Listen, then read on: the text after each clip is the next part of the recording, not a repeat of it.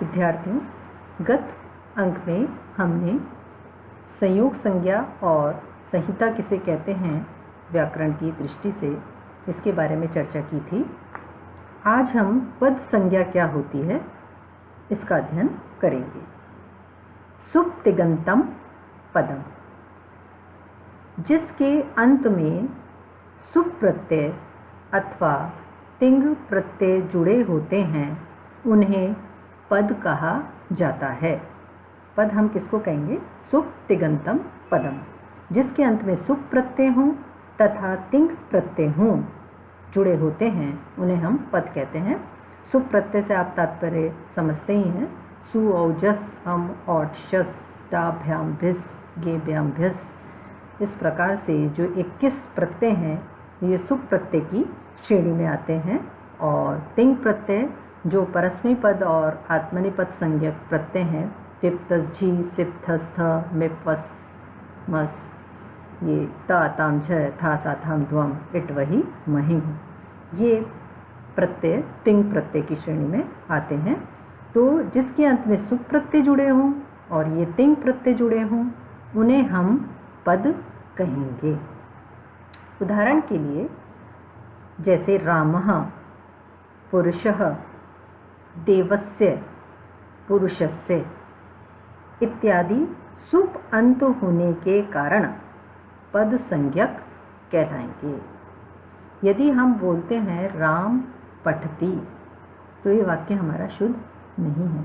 यदि हम बोलते हैं रामः पठति तो ये वाक्य इसीलिए शुद्ध है क्योंकि राम शब्द के साथ यहाँ पर सुप्रत्यय प्रथमाविभक्ति एक वचन का सुप्रत्यय जुड़ा हुआ है, इसलिए रामः शुद्ध है, पुरुषः ये भी शुद्ध है, ये पद कहलाएगा, देवस्य ये भी पद कहलाएगा और पुरुषस्य ये भी सुप अंत में होने के कारण पद संज्ञक होंगे। इसी प्रकार पचति पठति अपचत अपठत इत्यादि तिंग अंत में होने के कारण पद संज्ञक कहलाते हैं। पठ धातु है, ये पद की श्रेणी में नहीं आएगी, इसकी हम पद संज्ञा नहीं मानेंगे। पर जब पठ धातु के साथ तिप प्रत्यय जुड़ जाएगा, पठती ये रूप बन जाएगा पचती, इनको हम पद मानेंगे क्योंकि इनके साथ तिप प्रत्यय जुड़ा है जो तिंग प्रत्ययों में ही आता है। सुप्तिगंतम पदम तक आज हमारा ये संज्ञा प्रकरण समाप्त हुआ। अब हम इसके आगे अच संधि प्रकरण का अध्ययन करेंगे। अच संधि प्रकरण में जो सूत्र आते हैं उनके बारे में हम आज चर्चा करेंगे, उनको सूत्रों को समझने का प्रयास करेंगे। और अच संधि प्रकरण में जो सर्वप्रथम आपके सूत्र है इको यणचि। मैंने जब आपको संज्ञा प्रकरण में प्रत्यय और अप्रत्यय का भेद समझाया था, अणुदित सवर्णस्य च प्रत्यय, अण उदित अविधीयमान अविधीयमान, अण और उदित अपने और अपने सवर्णों की संज्ञा होते हैं।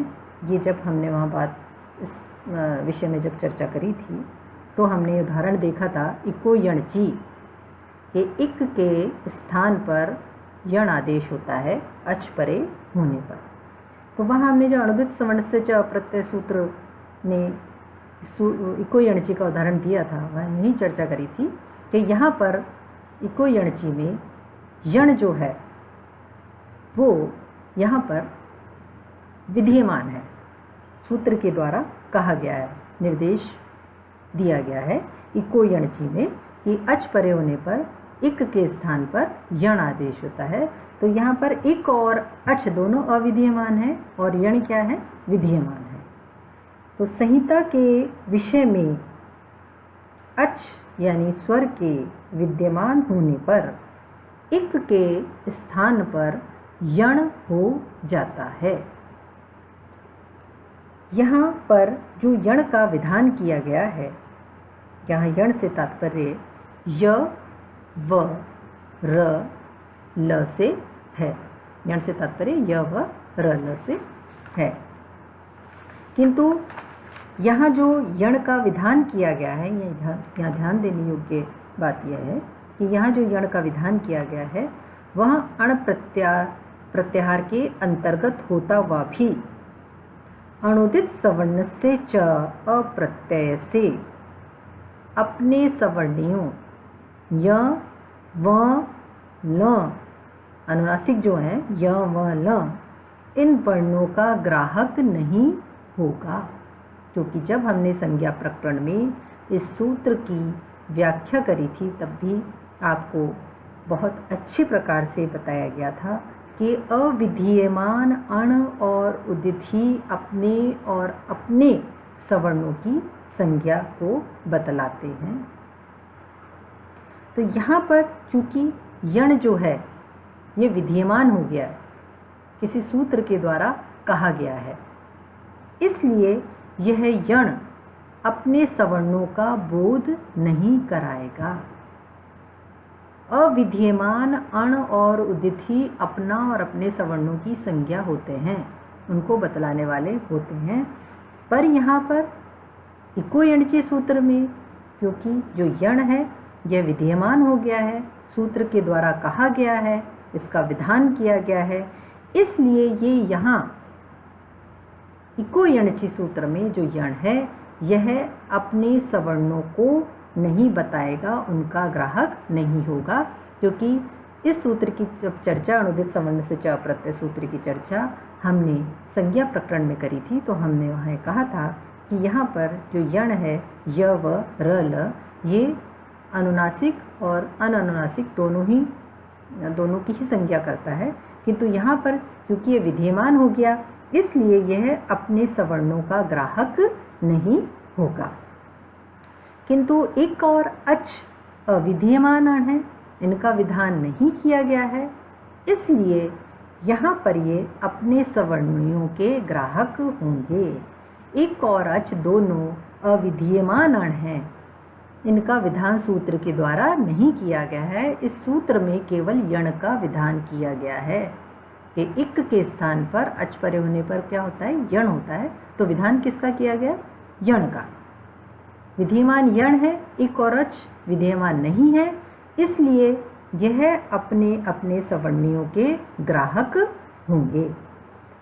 जैसे सुधी उपास्य, सुधी धन उपास्य में अच परे है, उपास्य का उ अच परे है, इसलिए कुयणची सूत्र से यहाँ पर ई का जो ई का सवर्ण ई है यहाँ पर उसको भी ग्रहण हो जाएगा और ईकार के स्थान पर यकार आदेश हो जाएगा।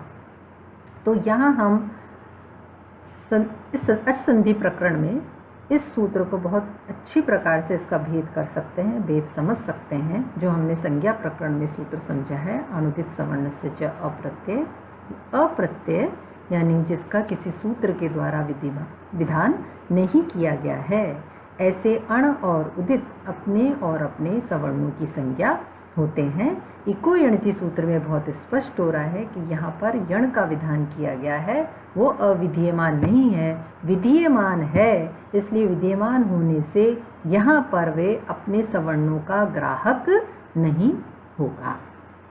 किंतु यहाँ पर इक और अच दोनों अविधीयमान अण हैं, इसलिए इक और अच अपने अपने सवर्णों के ग्राहक होंगे।